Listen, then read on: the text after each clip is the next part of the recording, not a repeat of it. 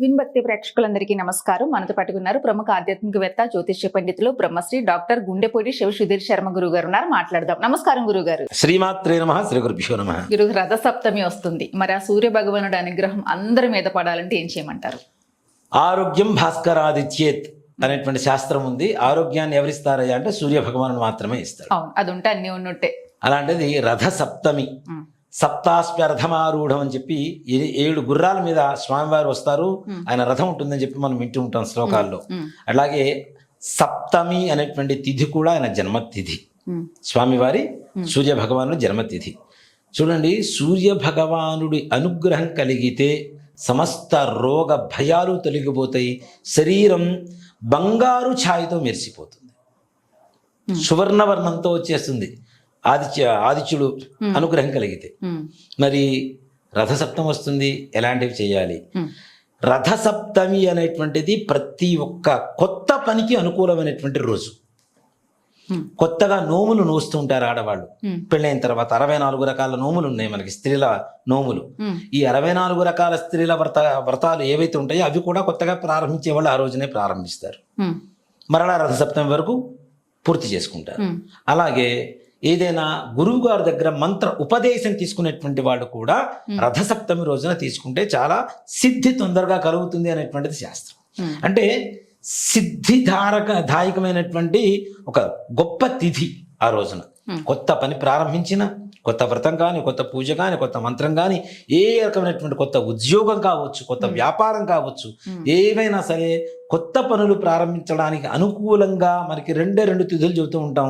ముహూర్తాలు కూడా చూసుకోవాల్సిన పని లేదని. ఒకటి విజయదశమి రోజున, ఒకటి రెండోది రథసప్తమి. ఈ 2 కూడా విజయానికి సంబంధించినటువంటి తిథులుగా చెప్తూ ఉంటాం. మరి స్వామివారి అనుగ్రహం కలగాలి మనకి తప్పనిసరిగా. అంతకుముందు కూడా మనం చెప్పుకున్నాం, ఆదిత్య హృదయం అని చెప్పి ఒకటి ఉంటుంది. ఆదిత్య హృదయ పారాయణ చేయటం కనుక తెలుసుకుంటే నిజంగా సువర్ణమయంగా, బంగారుమయంగా శరీరం తయారవుతుంది.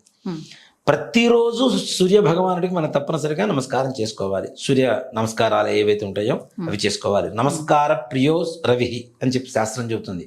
సూర్యుడికి నమస్కారం చేస్తే సంతృప్తి పడతాడట.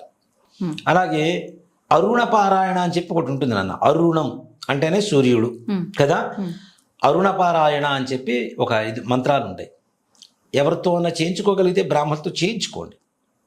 సంపూర్ణమైనటువంటి ఆరోగ్యం కలుగుతుంది. అలాగే ఉన్నతమైనటువంటి పదవులు కూడా కలుగుతాయి.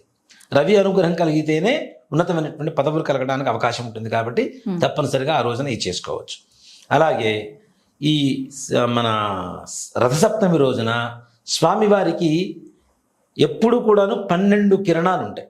12 ఆదిత్యులు అని చెప్పి పిలుస్తూ ఉంటాం. 12 కిరణాలు ఉంటాయి సూర్య భగవానుడికి. మనం ఇంట్లో సింపుల్గా సూర్య భగవానుడి అనుగ్రహం కావాలి, ఏం చేసుకోవాలంటే తులసికోట దగ్గర లేదంటే భగవానుడు సూర్యకిరణాలు మన ఇంట్లో ఎక్కడో చోట పడుతుంటాయి కదా, ఆ ప్రదేశంలో శుభ్రంగా నీళ్ళతో అలకండి, తుడిచి దాని మీద వరిపిండి పసుపు కుంకుమతో ముగ్గులు పెట్టి ఒక కాపర్ ప్లేట్ తీసుకోండి. ఇంట్లో ఉండే కాపర్ ప్లేట్ ఒకటి తీసుకోండి. దాంట్లో ఎర్ర చందనం అంటే మనకి షాపుల్లో అమ్ముతారు. అంటే ఒక 50 రూపాయలు పెట్టుకుంటే కొద్దిగా పౌడర్ వస్తుంది మనకి. ఎర్ర చందనం తెచ్చుకొని కొద్దిగా నీళ్లు కలుపుకొని దాంట్లో పేస్ట్ లాగా తయారు చేసుకొని దాంతో ఈ ఏదైతే రాగి ప్లేట్ అని చెప్తున్నామో కాపర్ ప్లేటు, దాంట్లో సూర్య భగవానుడు బొమ్మ వేయండి. ఇట్లా రౌండ్గా వేసి 12 కిరణాలు సూర్య భగవానుడు కదా. మధ్యలో త్రికోణం పెట్టండి. ఆ త్రికోణం కూడా ఎలా ఉండాలి అంటే ఇలా ఉండి ఇలా కిందకు ఉండాలి. ఆ కోణం అనేది కిందకి రావాలి, ఇలా రావాలి. ఇలా వస్తే పెట్టేసి దాంట్లో కొద్దిగా యాలకులు, జాజికాయ, జాపత్రి, లవంగాలు, పచ్చకర్పూరం వేయండి. కొద్దిగా నీళ్లు వేయండి. ఒక పంచపాత్ర ఉద్ధరణ సంకల్పం ఏదైతే ఉందో మన సంకల్పం చెప్పుకొని సూర్య భగవానుడికి ఒకసారి లేవటం, నిలబడి ప్రదక్షిణం చేయటం, ఒక సాష్టాంగ నమస్కారం చేయటం. సూర్యాయ నమః నమస్కారాన్ని సమర్పయామి అని చెప్పి ఒక ఉద్ధరణతో నీళ్ళు ఆ ప్లేట్లో వేయండి. మరలా ఇంకోసారి లేవటం, మళ్ళీ ప్రదక్షిణం చేయటం, ఒక ప్రదక్షిణం, మరలా సాష్టాంగ నమస్కారం చేయటం, మరలా ఆ స్పూన్తో ఉద్ధరణతో నీళ్లు దాంట్లో వేయటం. సాష్టాంగ నమస్కారం అంటే కరెక్ట్గా చేయాలి నాన్న. అది కూడాను ఉరస శిరస దృశ్య వచస మనస తథా పద్భ్యాం కరాభ్యాం కర్ణాభ్యాం ప్రణవ అష్టాంగ ఉచ్యతే అని చెప్పి శాస్త్రం చెబుతోంది. సవ్యమైనటువంటి 8 అంగములతో చేసేటువంటి నమస్కారమే. అష్ట అంటే 8, స అంటే సవ్యమైన అంగములతో కలిగినటువంటి నమస్కారమే సాష్టాంగ నమస్కారము. ఇది మగవాళ్ళు చేసేటువంటిది. ఆడవాళ్ళు ఎలా చేయాలి? మోకాళ్ళ మీద చేయవచ్చు తప్పనిసరిగా, దాంట్లో ఏమాత్రం కూడా సంశయం లేదు. ఈ సాష్టాంగ నమస్కారం చేసినప్పుడు 2 చేతులు ముందుకు పెట్టేసి 2 చెవులు భూమి కానిచ్చాలి, ముక్కు, కళ్ళు ఇలా, అంటే కళ్ళు అంటే ఆనవు ఇట్లా ముందు భావన, శిరస్సు ఇక్కడ తప్పనిసరిగా ఇక్కడ కూడా భూమి కానాలి, హృదయ భాగం మొత్తం, శరీరం మొత్తం భూమి కానాలి, ఎడంకాలు మీద కుడికాలు ఉండాలి పైన పడుకొని నమస్కారం చేసినప్పుడు. ఇది సాష్టాంగ నమస్కారం అవుతుంది. ఇలా 12 నమస్కారాలు చేయండి. 12 నమస్కారాలు. ప్రతి నమస్కారానికి కూడాను జపా కుసుమ సంకాశ్యం కాశ్యపేయం మహద్యుతిం తమోరిం సర్వ పాపఘ్నం ప్రణతోస్మి దివాకరం అనేటువంటి శ్లోకం చదువుకుంటూ ప్రదక్షిణాలు 12 సార్లు చేసి ఆ నీళ్లు వేసిన తర్వాత సూర్య భగవానుడి గోధుమ రవ్వతో తయారు చేసినటువంటి ప్రసాదం నివేదన పెట్టండి.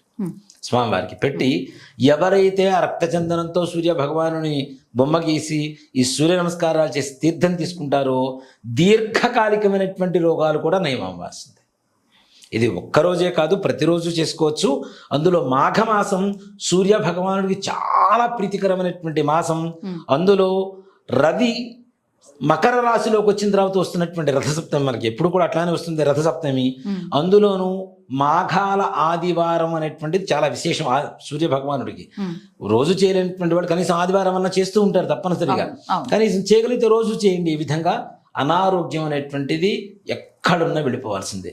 ఆ నీళ్లు కూడా మరలా చెప్తున్నాను, మంచి నీళ్ళే పోయండి, ఉప్పు నీళ్లు పోయకండి, మరలా కొబ్బరి నీళ్ళు అసలు కలపకండి. ఈ 2 పోస్తే రాగి పాత్రలో విషంతో సమానం అవుతుంది. కొబ్బరి నీళ్ళు, మంచినీళ్ళు, మంచినీళ్ళే పోయాలి. ఉప్పు నీళ్లు కానీ కొబ్బరి నీళ్లు కానీ పోయవద్దు. ఉప్పు నీళ్ళు పోసి కాసేపటి ఉంచండి, మొత్తం గ్రీనిష్ వస్తుంది, మొత్తం లోపలంతా చినుము పట్టినట్టు పడుతుంది. కొబ్బరి నీళ్ళు పోసినా కూడా కొబ్బరి నీళ్ళు కూడా గ్రీన్ అవుతాయి కొంచెం సేపటికి. అది విషపూరితమైనటువంటి సమానమైనటువంటిది కాబట్టి కొబ్బరి నీళ్ళు ఉప్పు నీళ్ళు పోయకుండా మంచినీళ్ళు తీసుకుని పోయండి. తప్పనిసరిగా తీర్థం తీసుకోండి. సూర్య భగవానుడి అనుగ్రహంతో ఆరోగ్యం, శరీర ఛాయ, జ్ఞానము, మంచి అధికారము అన్నీ కూడాను సూర్య భగవానుడు ఇస్తాడు. సదా తప్పనిసరిగా సూర్య భగవానుని నమస్కరిస్తూ ఉండండి ప్రతిరోజు కూడా. చాలా వివరంగా చెప్పారు గురువు. నిజంగా నమస్కారం రోజు చేసుకుంటారు కానీ ఇంత వివరంగా తెలియదు. నిజంగా ఆయన ఎలా ప్రార్థించారో, ఆయనకి అది తప్ప ఇంకేమీ చేయలేము. అంతే, ప్రత్యక్ష సూర్య భగవానుడు కాదు ఒక్కడే అదృష్టం మనకి ఆయన కనిపిస్తున్నారో చక్కగా. అంతే కదా, మనకు కనపడే దైవాల్లో తల్లిదండ్రులతో పాటు సూర్యచంద్రులు కూడా తప్పనిసరిగా. అవును, ఆయనకు ఒక నమస్కారం తప్ప వేరే చేయలేము కూడా.